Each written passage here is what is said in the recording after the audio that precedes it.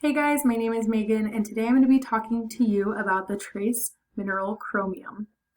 So let's jump right in, and we'll start by talking about the function. So the function of chromium is that it is important for the breakdown of fats and carbohydrates that we ingest in our daily diet. It stimulates fatty acid and cholesterol synthesis, which are both important for normal brain function.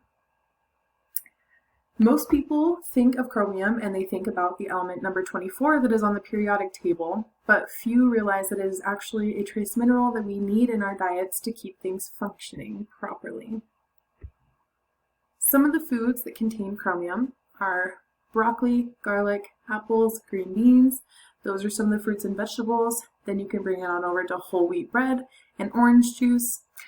Food suggestions would be eating whole grains and fresh fruits and vegetables. Adding those into your diet can help you reach the small amount of chromium that we need. Some of the facts that I found, one that I have actually tried in my personal life is using chromium as a hangover helper. It is known that you can take chromium supplements before a night of partying and drinking, and it will actually help reduce or even completely get rid of the hangover the next morning. This is not a common deficiency in the US because it is so easy for us to get the small amounts by just trying to include whole wheats, fruits and vegetables into our daily diets.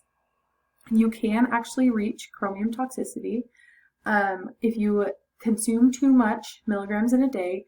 That can lead to it. However, most cells are pretty good at limiting the amount of chromium that enters the cell once they have reached their max. So that is it. Thank you guys.